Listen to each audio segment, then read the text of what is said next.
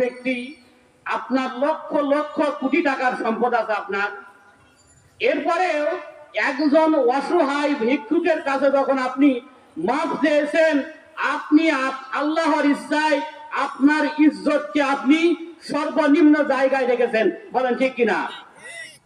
আর আপনি ভিক্ষুকের কাছে 10 টাকার জন্য মাফ চাবেন, এক মুঠ চালের জন্য মাফ চাইলেন, অথচ আপনার যদি কোথাও কেউ কোনো কথা বলে ওখান থেকে তার সাইজ না করে আসেন নাই, অথচ 5 টাকা 10 টাকা দান করার ক্ষেত্রে আপনি ওই ভিক্ষুকের কাছে বলতেছেন যে বাবা আমাকে মাফ করো।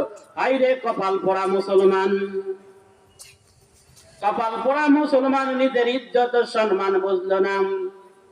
কপাল পোড়া মুসলমান এমন একজন নবীর উম্মত হয়েছে, এই হতভাগা মুসলমান আজ বোঝে নাই নবী রাজাকে সম্মান করবেন।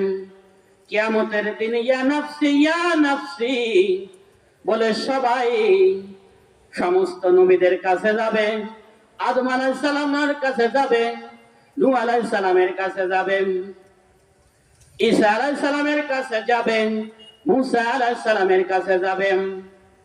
এমন কোন জায়গা নাই তারা যাবে না।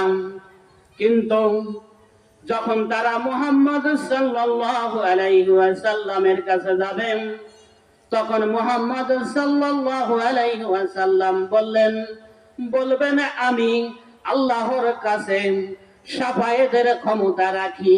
বলেন সুবহানাল্লাহ। এই রকম নবীর উম্মত আপনি, কিন্তু আপনি এই রকম নবীর উম্মত, আপনার কাছে পৃথিবীর সর্বশ্রেষ্ঠ গ্রন্থ কুরআনুল কারীম, কোরআন মাজিদ আছে, আপনার কাছে পৃথিবীর সর্বশ্রেষ্ঠ মানুষের জন্য আদর্শ, আল্লাহ রাব্বুল আলামিনের পরে যার সম্মান, এই রকম ব্যক্তি আপনার নেতা, কিন্তু আপনি যে নেতা মানতেছেন ওই ইহুদি খ্রিস্টানদেরকে, ওই পশ্চিমা নেতাদেরকে, ওই পার্শ্ববর্তী জাতি মালাউনদেরকে আপনি নেতা মনে করতেছেন, আদর্শ মনে করতেছেন তাদেরকে। তো আপনার কপালে কি আছে?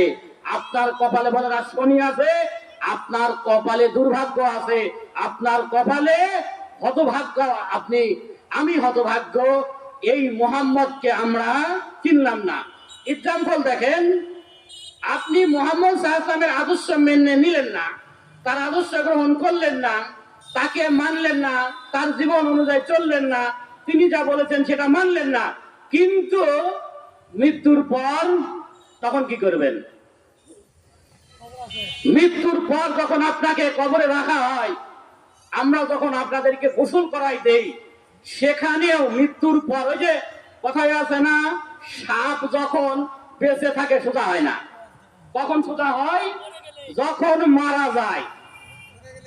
যখন আমরা আপনাকে গোসল দেই, সেখানেও আল্লাহর রাসূল মুহাম্মদ সাল্লাল্লাহু আলাইহি ওয়াসাল্লামের নীতি অনুযায়ী আমরা আপনাকে গোসল দেই।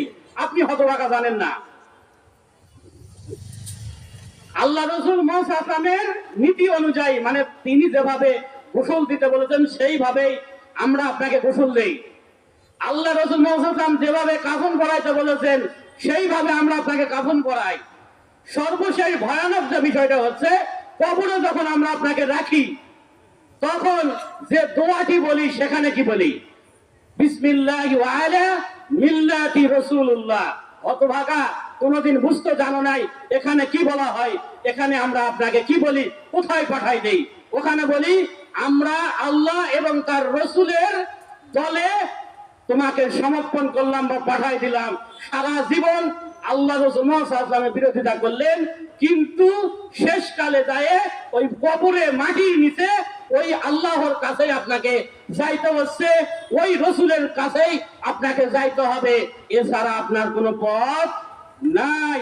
তো আল্লাহ আমাদেরকে বোঝার তৌফিক দান করুন, কোরআন এবং আল্লাহ রাসূলের সুন্নাহ অনুযায়ী আমাদের জীবনগুলো পরিচালনা করার তৌফিক দান করুন। সকলেই বলেন আল্লাহুম্মা আমিন। নাসরুম মিনাল্লাহি ফাতহুল কারীম। সুবহানাকা আল্লাহুম্মা ওয়া বিহামদিকা আশহাদু আল লা ইলাহা ইল্লা আনতা আস্তাগফিরুকা ওয়া আতুবু ইলাইক। আসসালামু আলাইকুম ওয়া রাহমাতুল্লাহি ওয়া বারাকাতুহু।